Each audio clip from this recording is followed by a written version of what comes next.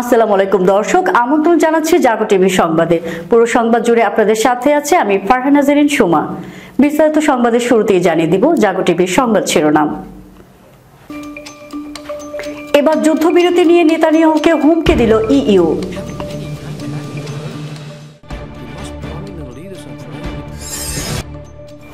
জাতিসংঘে ফিলিস্তিনের পূর্ণ সদস্যপদ সমর্থন করবে বেলজিয়াম। ফিলিস্তিনিকে রাষ্ট্র হিসেবে স্বীকৃতি বাহামাস।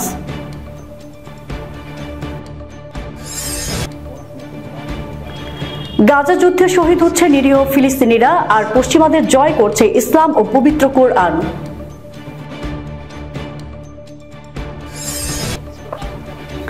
পতনের মুখে হরিয়ানার বিজেপি সরকার, কংগ্রেসে গেলেন স্বতন্ত্র ৩ এমপি।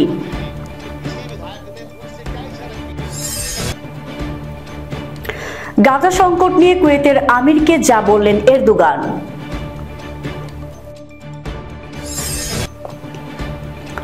নেতানিয়াহুকে যুদ্ধবিরতিতে রাজি করাতে লাখো ইসরায়েলি বিক্ষোভ।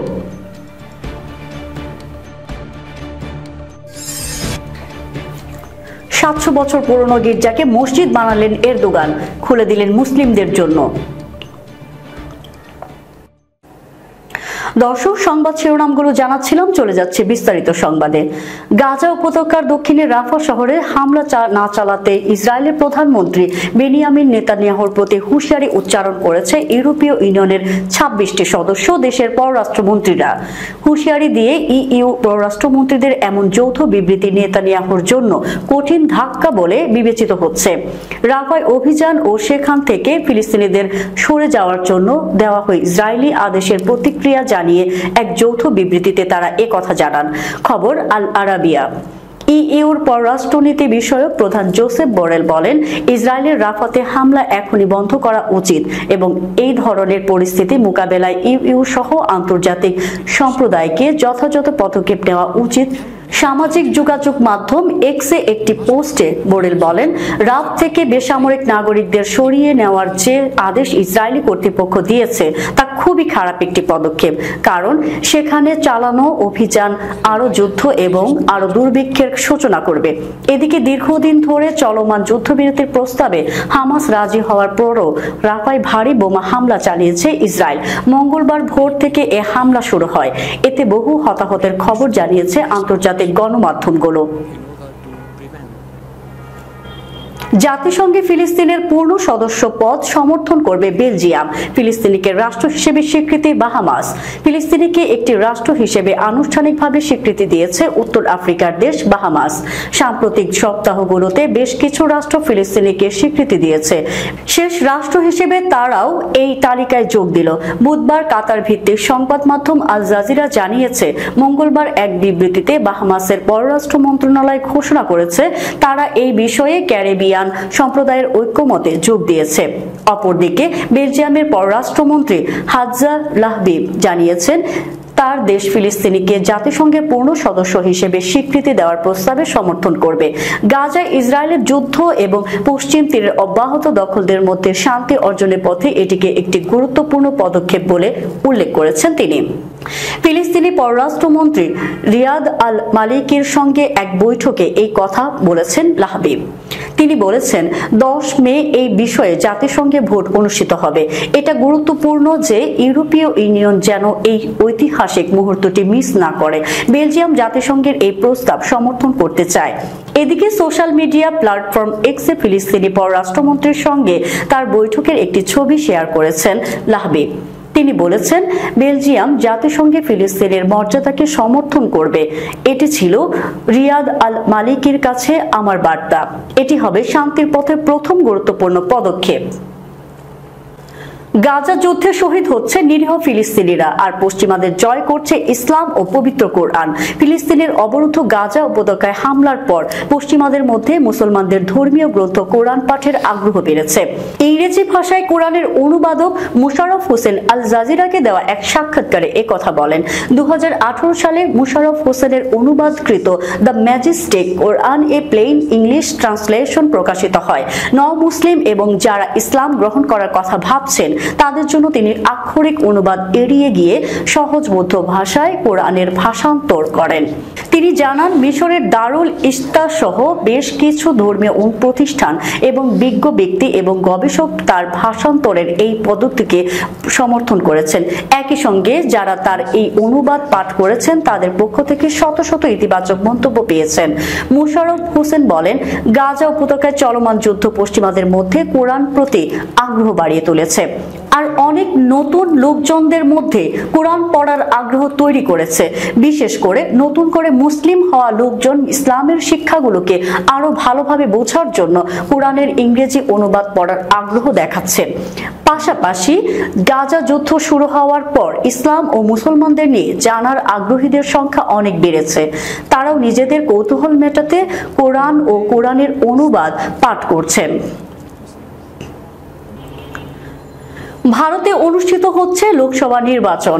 দেশটির তৃতীয় দফা ভোটের মাঝেই হরিয়ানায় বিজেপি সরকারের উপর থেকে সমর্থন প্রত্যাহার করে কংগ্রেসের পাশে থাকার ঘোষণা দিয়েছেন 3 স্বতন্ত্র বিধায়ক। মঙ্গলবার সংবাদ সম্মেলন করে পক্ষ পরিবর্তনের কথা জানান স্বতন্ত্র বিধায়ক রণধীন গোলান, ধর্মপাল গোন্ডার এবং সোমবীর সিংহ সঙ্গওয়ান। তারা আরো দাবি করেন, রাজ্যের বাদশাহপুর থেকে নির্বাচিত স্বতন্ত্র আরেক বিধায়ক রাকেশ দৌলতাবাদও তাদের সঙ্গে রয়েছেন।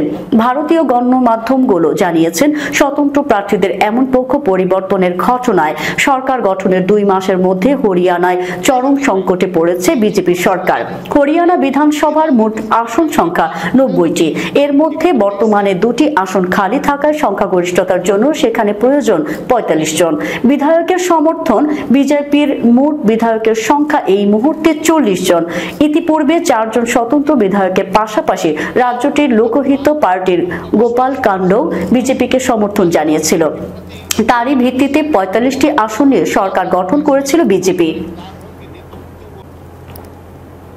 গাজায় ইসরায়েলের চলমান আগ্রাসন ও বিশেষত রাফায় হামলা নিয়ে কুয়েতের আমির শেখ মিশেল আল আহমেদ আল সাবার সঙ্গে আলোচনা করেছেন তুরস্কের প্রেসিডেন্ট রিসেপ তাইয়েপ এরদোগান। মঙ্গলবার তুরস্কের রাজধানী আঙ্কারায় মিলিত হন তারা। 2 নেতার মধ্যে অনুষ্ঠিত বৈঠকে ফিলিস্তিন ইস্যুর পাশাপাশি তুরস্ক কুয়েত সম্পর্ক নিয়েও বিশেষ আলোচনা হয় বলে ডেইলি সাবাহ জানিয়েছে। খবরে বলা হয়, 2 দেশের মধ্যে কূটনৈতিক সম্পর্কের 60তম বার্ষিকীতে কুয়েতের শাসকের এই সফর 7 বছরের মধ্যে উপসাগরীয় দেশটির আমির পর্যায়ের প্রথম সফর। এ সময় এরদোগান বলেন, ইসরায়েলি নিপীড়নের বিরুদ্ধে কুয়েতের অবস্থান তাৎপর্যপূর্ণ। তিনি জোর দিয়ে বলেন, এই অবস্থান ফিলিস্তিনিদের দাবিকে শক্তিশালী করবে। তিনি উল্লেখ করেন যে তুরস্ক 7 অক্টোবর থেকে একটি স্থায়ী যুদ্ধবিরতির জন্য চাপ দেওয়ার চেষ্টা করছে। এ সময় এরদোগান দ্বিরাষ্ট্রীয় সমাধানের জন্য আঙ্কারার আহ্বান পুনর্ব্যক্ত করেন এবং 1967 সালের সীমান্তের ভিত্তিতে ফিলিস্তিনের স্বীকৃতির প্রয়োজনীয়তার কথা পুনর্ব্যক্ত করেছেন। গাজায় যুদ্ধবিরতির প্রস্তাব মেনে নিতে ইসরায়েলি প্রধানমন্ত্রী বেনিয়ামিন নেতানিয়াহুর প্রতি আহ্বান জানিয়েছেন লাখো ইসরায়েলি।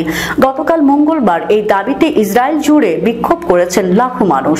ব্রিটিশ সংবাদ মাধ্যম দ্য গার্ডিয়ানের প্রতিবেদন থেকে এ তথ্য জানা গেছে। মিশর, কাতার ও যুক্তরাষ্ট্রের মধ্যস্থতায় একটি যুদ্ধবিরতি প্রস্তাব উত্থাপন করা হয়েছিল হামাস ও ইসরায়েলের কাছে। গত সোমবার হামাস সেই প্রস্তাবের পক্ষে সম্মতি দিয়েছে। তবে ইসরায়েলের সরকার বলেছে এই প্রস্তাব দেশটির মৌলিক দাবিগুলোকে অস্বীকার করেছে। এই অবস্থায় নেতানিয়াহু সরকারকে যুদ্ধবিরতির প্রস্তাব মেনে নেওয়ার দাবিতে রাস্তায় নামে লাখো লাখো মানুষ। গতকাল মঙ্গলবার এই দাবিতে ইসরায়েলের অন্যতম বড় শহর তেল আবিবের দেশটির প্রতিরক্ষা সদর দপ্তরের সামনে সমবেত হয় হাজার মানুষ। এছাড়া জেরুজালেমে অবস্থিত নেতানিয়াহুর বাসভবনের দিকেও পদযাত্রা করে অন্তত শত শত বিক্ষোভকারী। এ সময় তারা নেতানিয়াহুকে ইঙ্গিত করে স্লোগান দেয়, তোমার হাতে রক্ত লেগে আছে। এছাড়া ইসরায়েলের অন্যান্য শহর যেমন হাইফা, বিরশেবা এবং রানানায়ও হাজার হাজার মানুষ রাস্তায় নামেন। তাদের দাবি, ইসরায়েল সরকারকে যুদ্ধবিরতির প্রস্তাব মেনে নিতে হবে। তবে সবচেয়ে বড় বিক্ষোভ মিছিল অনুষ্ঠিত হয় তেল আবিবের আয়ালোন মহাসড়কে। তুরস্কে প্রায় 700 বছরের পুরনো একটি বাজেন্টাইন গির্জাকে মসজিদে রূপান্তর করা হয়েছে। মসজিদটিকে মুসলিমদের জন্য খুলে দিয়েছেন দেশটির প্রেসিডেন্ট রিসেপ তাইয়েপ এরদোগান, খবর এপিএল। এর আগে 2020 সালে রাজধানীর ইস্তাম্বুলে অবস্থিত গির্জাটিকে এরদোয়ানের নির্দেশে মসজিদে রূপান্তরের নির্দেশ দেওয়া হয়। সে সময় এই নির্দেশনার ক্ষুব্ধ প্রতিক্রিয়া জানিয়েছিল প্রতিবেশী দেশ গ্রিস। 4 বছর পর এবার মুসলিমদের জন্য এই কারিয়া মসজিদ খুলে দিয়েছেন এরদোগান। সোমবার মসজিদটি উন্মুক্ত করার পর রাজধানী আঙ্কারায় প্রেসিডেন্ট প্রাসাদে এক সম্মেলনে এরদোগান বলেন, এটি আমাদের জন্য সৌভাগ্য বয়ে নিয়ে আসুক। রূপান্তরিত মসজিদটিতে যারা প্রথম নামাজ আদায় করেছেন তাদের একজন মুসা তুম্বল। তিনি রাষ্ট্রীয় বার্তা সংস্থা আনাদোলুকে বলেন, আমি 4 বছর ধরে এটি খোলার অপেক্ষায় ছিলাম। এমন একটি জায়গায় নামাজ আদায় করতে পেরে আমি ধন্য। দর্শক, যাবার আগে জানিয়ে দিব শিরোনামগুলো আরো একবার। এবার যুদ্ধবিরতি নিয়ে নেতানিয়াহুকে হুমকি দিল ইইউ।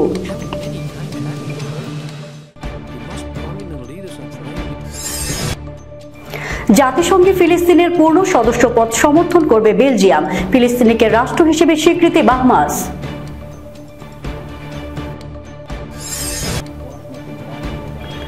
গাজা যুদ্ধে শহীদ হচ্ছে নিরীহ ফিলিস্তিনিরা, আর পশ্চিমাদের জয় করছে ইসলাম ও পবিত্র কোরআন।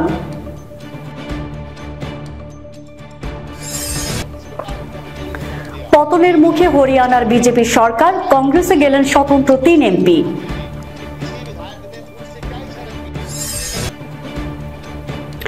গাজা সংকট নিয়ে কুয়েতের আমিরকে যা বললেন এরদোগান।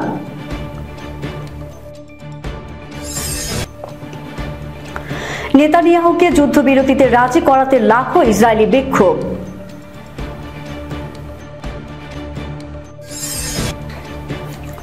700 বছর পুরনো গির্জাকে মসজিদ বানালেন এরদোগান, খুলে দিলেন মুসলিমদের জন্য। এই ছিল এখনকার মতো। আমাদের পরবর্তী সংবাদ দেখার আমন্ত্রণ জানিয়ে শেষ করছি। ধন্যবাদ সবাইকে। আল্লাহ হাফেজ।